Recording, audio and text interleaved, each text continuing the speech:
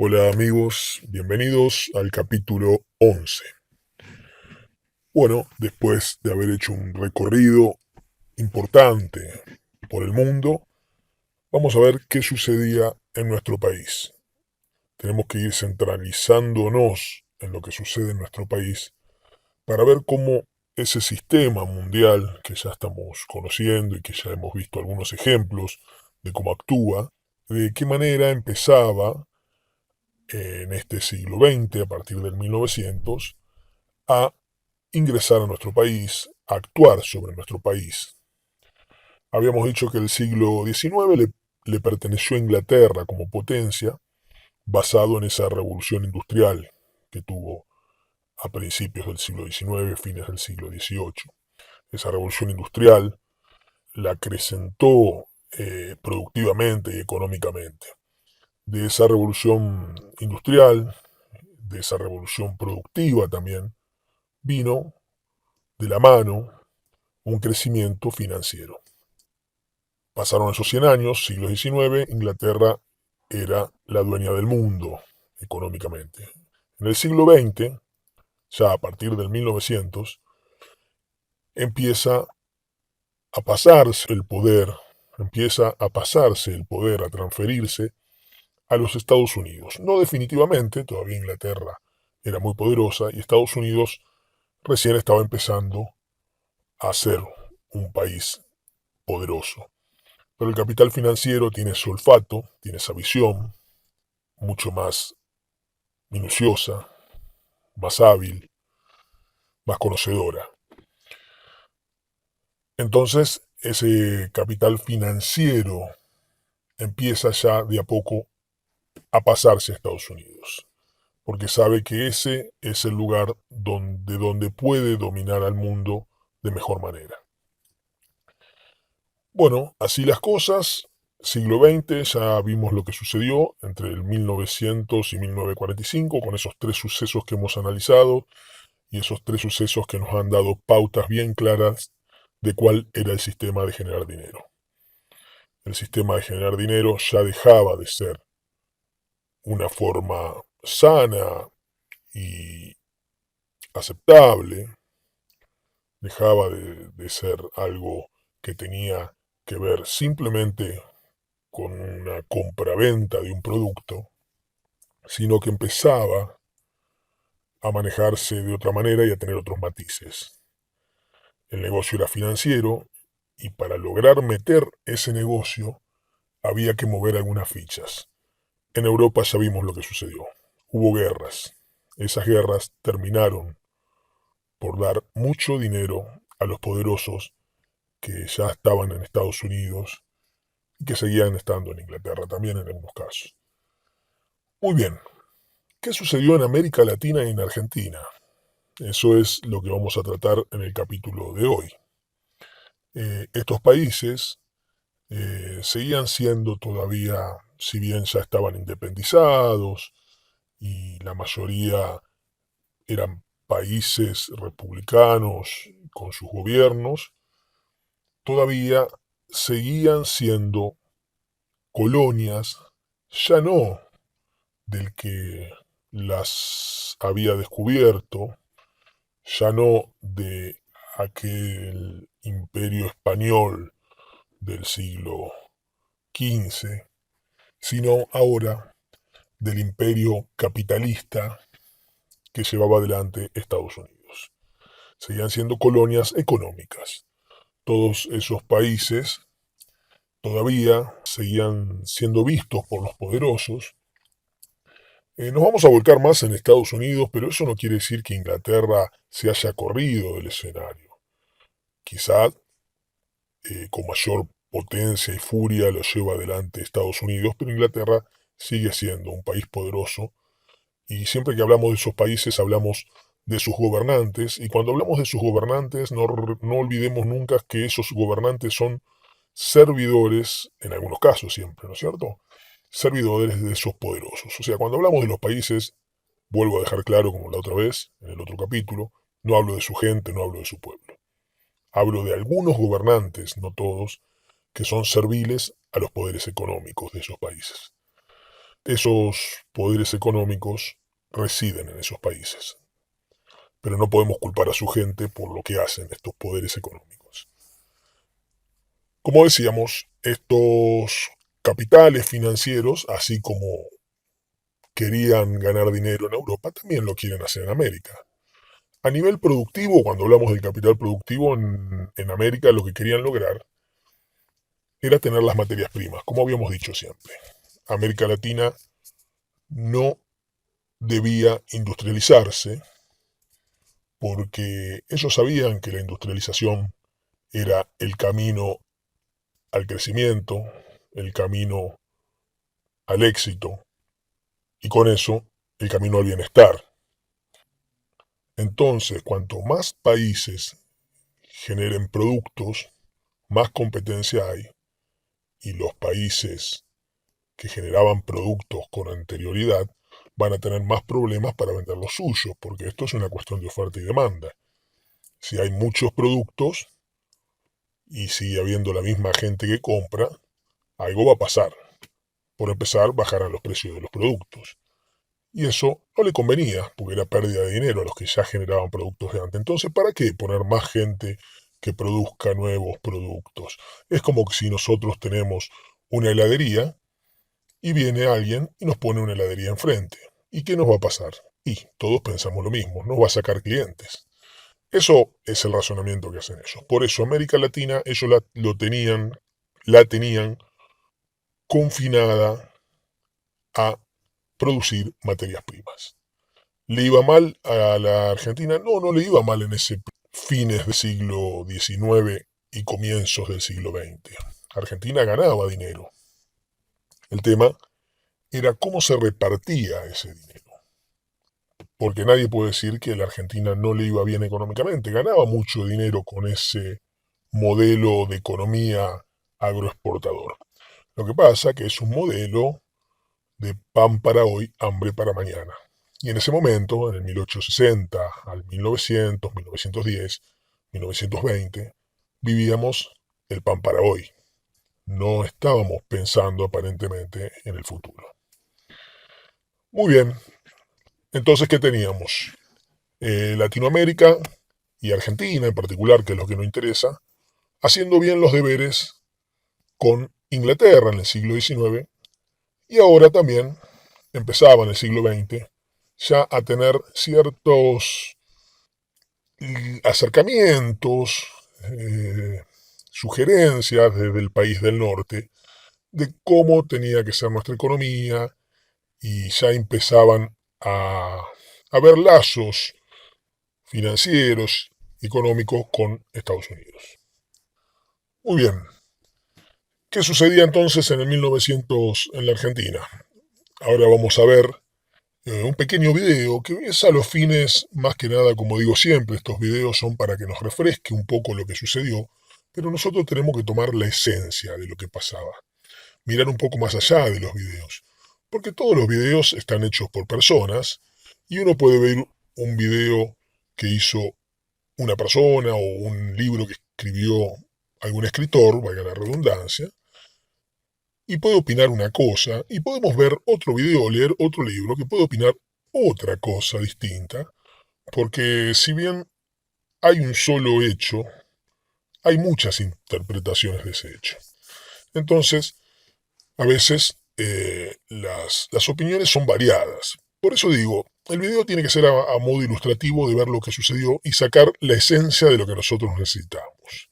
¿Qué era lo que sucedía en el fondo? Que quizás, en este caso, la persona que cuenta en el video no lo rescata, simplemente cuenta lo que sucedió a su manera. Muy bien, en este pequeño video vamos a ver lo que sucedía en Argentina y después vamos a ver un video brevísimo de Latinoamérica, también para ver qué sucedía en Latinoamérica. A principios del siglo XX, Argentina consiguió asentar su presencia en una parte de la Antártida. En plena Primera Guerra Mundial, el principal partido de la oposición, la Unión Cívica Radical, dirigida por Alem e Hipólito Yrigoyen, conspiró contra el régimen y exigió elecciones limpias que se realizaron en 1916 y en las que triunfó el radicalismo. Durante la primera presidencia de Irigoyen se cometieron las mayores masacres obreras de la historia de Argentina y la única matanza de judíos cometida en continente americano. En 1922, Irigoyen fue sucedido por Alvear, también de la Unión Cívica Radical, pero con un gobierno mucho más moderado, algo que no gustó a muchos sectores de su partido, de forma que en el 28 volvió Irigoyen a la presidencia. Argentina se había vuelto un país rico y próspero, pero el crack de 29 pegó muy duro al país. Primero porque su industria estaba muy expuesta, y segundo porque se había creado un gran entramado de corrupción. El 6 de septiembre de 1930, el general José Félix Uriburu derrocó al gobierno constitucional, iniciando una serie de golpes de Estado en Argentina y gobiernos militares que se extenderían hasta 1983. Tras el golpe, surge una etapa conocida como la década infame, en la que habría hasta 4 presidentes, y en la que la prioridad fue recuperar y hacer crecer la industria del país. El 4 de junio de 1943 se produjo un nuevo golpe militar llamado la Revolución del 43 y que acabó, no sin dificultades, con Juan Domingo Perón como presidente en 1946. Perón fue el creador del peronismo, una corriente política que tuvo un gran apoyo dentro de los sindicatos y las clases populares, ya que este se enfocaba en la justicia social, en los derechos de los trabajadores, en un Estado fuerte con un elevado gasto público y unos aranceles altos que protegiesen la industria nacional. Todo ello edulcorado con una buena dosis de nacionalismo.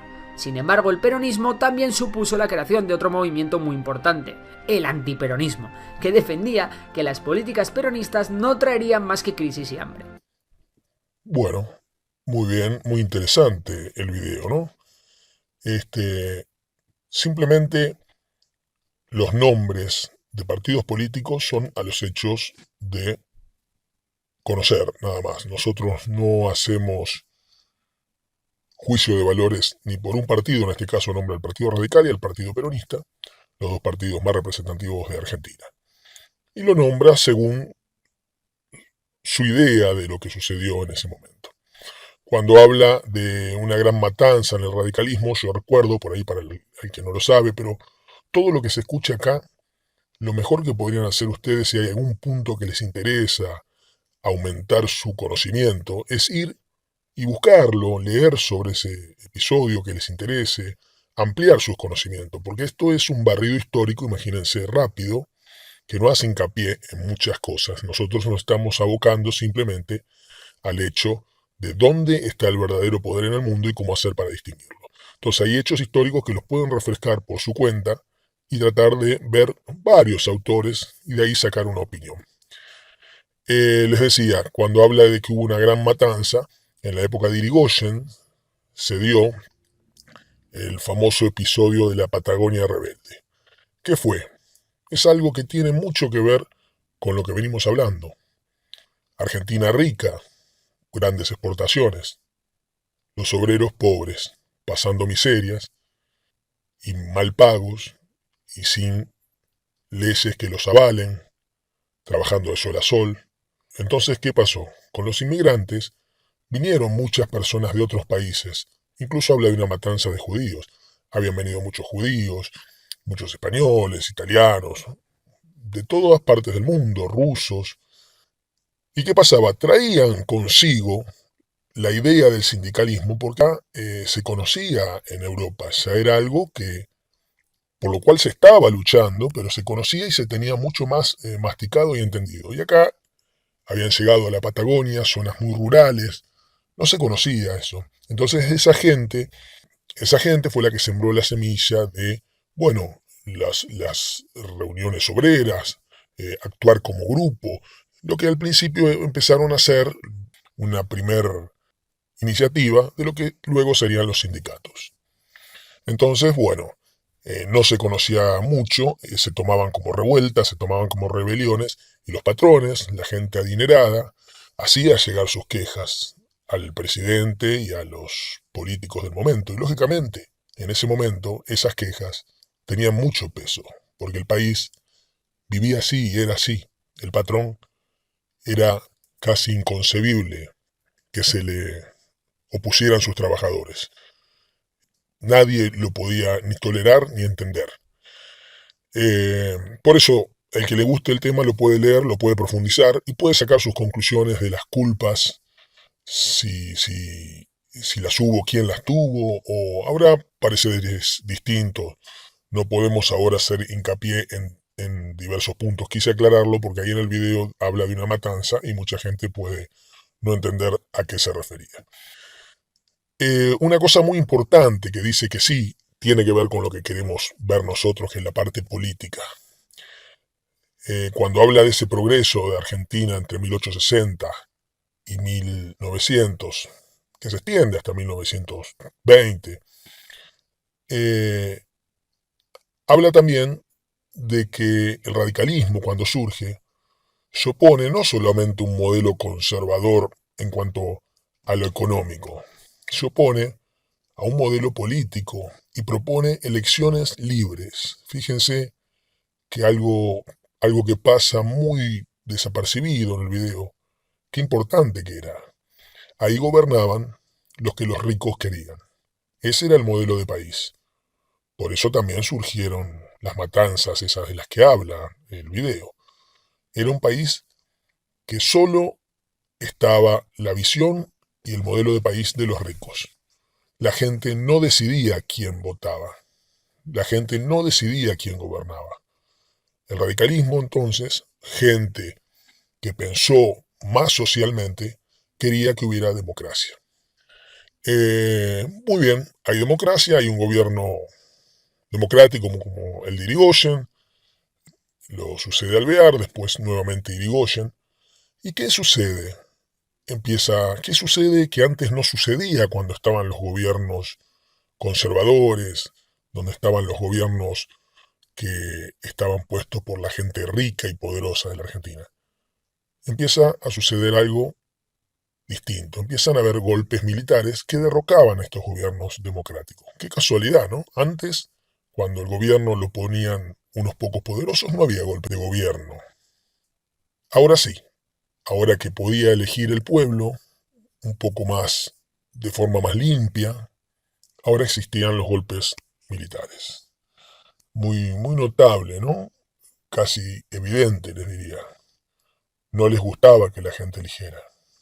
Ellos querían seguir poniendo el modelo económico que ellos querían y los modelos que tendían a ser más socialistas, a repartir un poco de ese PBI que era muy grande, pero no lo disfrutaba nadie, solo unos pocos, que se empezara a repartir, eso no les gustaba y lo iban a impedir de la forma que sea. Entonces empiezan los gobiernos militares. Hasta el año 46, donde Perón es votado también democráticamente, hubo hasta golpes que destituyeron a otros golpes también. Así, no, hasta el 46, donde asume Perón, no hubo gobiernos democráticos. Recién ahí en el 46 empieza otro gobierno democrático que después, sin hacer alusiones ni juicio de valores a los gobiernos en sí, qué hicieron bien o qué hicieron mal, los tenemos que nombrar porque es parte de nuestra historia. Pero sí saquemos esto en particular. Cuando el pueblo empezó a votar, cuando el radicalismo propone elecciones libres, hubo una metodología que antes no existía y ahora empezó a existir. ¿Cuál fue? Los golpes de Estado. De repente venían los militares y sacaban a los gobiernos que había votado el pueblo y empezaban a mandar ellos. Y mágicamente volvían a ser prácticamente el mismo gobierno conservador. Muy bien, ahora vamos a ver un pequeño videíto también que nos va a mostrar en todo Latinoamérica cómo fue. Y veamos que no hay muchas diferencias y que todo más o menos se desarrolló de la misma manera. Estamos en el siglo XIX, llevamos 300 años de sistema colonial, y el mapa es este. Mira qué ocurre, el Imperio Español está en decadencia, y es que España ha sido invadida por Napoleón. Además, se ha dado la Revolución Francesa, y las ideas liberales han llegado hasta el continente. Pues bien, los criollos, ¿te acuerdas, no?, empiezan a hartarse porque aunque son habitantes con poder económico y social, no pueden optar a puestos de poder ni negociar libremente. Eso solo pueden hacerlo los peninsulares. Todo ello hace que vaya creciendo en ellos el deseo de independizarse del Imperio español, y es que son precisamente los criollos los que van a promover los movimientos independentistas. Fíjate, a partir de 1815 se van a dar dos focos importantes. Aquí, de la mano del general criollo Simón Bolívar, y aquí, de la mano del general José de San Martín. Pero no son los únicos. Estos criollos se levantan en varias batallas contra las tropas realistas, en favor de la independencia. Y la van consiguiendo progresivamente. La batalla definitiva se da en Ayacucho, donde ambos líderes luchan conjuntamente contra el último virreinato, y la ganan. Para 1826, casi toda Latinoamérica se independiza de España, a excepción de Cuba y Puerto Rico, que lo harán 70 años más tarde. En la medida que se independizan, se van reorganizando en países independientes. Surgen los países latinoamericanos del mapa actual. ¿Y Brasil? Pues lo mismo, aunque de forma menos violenta, en 1822 también se independiza de Portugal. Eso sí, tras su independencia, toda la zona se mantiene unida, sin separaciones, como aquí. Tras la independencia, no creas que todo es bonito y fácil. Al contrario, comienza un momento de inestabilidad económica, social y política. Surge una crisis económica, el sistema de clases se mantiene, y al mando político se ponen diferentes caudillos, por lo que no hay democracia. Todo sigue más o menos igual. Pues bien, a partir de ahora, Latinoamérica va a sufrir años de agitación política, ya lo verás. Llega el siglo XX. El siglo empieza bien, ya que la democracia comienza a llegar a los países, pero dura poco. Y es que, a partir de 1945, gradualmente, Latinoamérica es nuevamente tomada por gobernantes dictadores. Bueno, muy bien. Latinoamérica, como decíamos, no distaba mucho de lo que sucedía en Argentina, porque Estados Unidos lo tiene visto como toda una zona, si bien son países diferentes, lógicamente, y muchas veces cambian la orientación de los gobiernos. Ellos se encargan de, en cada momento, darle lo que necesita a cada país para que tuerza su política hacia la conveniencia de ellos. Cuando las cosas van bien, ellos no se meten. Cuando las cosas a ellos no les gusta, de alguna forma se meten y cambian esa idea política. ¿Cómo lo hacen? Bueno, a partir de 1945, ellos tienen una forma de actuar, que es la que vamos a ver en nuestro próximo capítulo. Este poder financiero ya totalmente desquiciado tenía que empezar también a actuar más fuertemente sobre América Latina, porque ahora se armaba una nueva guerra, una guerra distinta, una guerra silenciosa. Después de la Segunda Guerra Mundial, en el año 45, cuando Alemania queda derrotado y le dan el plan Marshall para que Alemania pueda recuperarse junto con el resto de Europa, ganancia de dinero para los poderosos de Estados Unidos, la Fed, empieza una nueva guerra, porque los ganadores fueron dos. Estados Unidos, con Inglaterra, Francia atrás, lógicamente, pero Estados Unidos el principal, y por el otro lado Rusia. Si bien los dos se juntaron para vencer a Alemania, eran dos miradas distintas de las políticas, dos miradas distintas de cómo el mundo tenía que manejarse políticamente. Así que esa guerra, a la que se llamó Guerra Fría, empieza después de terminada la Segunda Guerra Mundial. ¿Y saben cuál era uno de los trofeos? Sí, era América Latina. Así que hemos sido desde ese final de la Segunda Guerra Mundial uno de los tableros de juego de estas dos potencias. Y hoy día lo seguimos siendo. Quizá le ha cambiado el rival a Estados Unidos, pero seguimos siendo el tablero de juego. Todo Sudamérica es una gema preciosa que nadie quiere perder. En los próximos capítulos, en el capítulo 12, veremos algo de esto más profundamente y empezaremos a analizar la política interna argentina. Es funcional a este monstruo, a este poder financiero que reside en Estados Unidos, pero que realmente no tiene banderas. Son poderosos del mundo. Pero sí usa el ejército de Estados Unidos y su potencia de lobby, su potencia en la economía y hasta incluso su potencia judicial para entrar en países y doblegarlos en función a su beneficio. Muchísimas gracias y nos veremos en el próximo capítulo, el capítulo 12.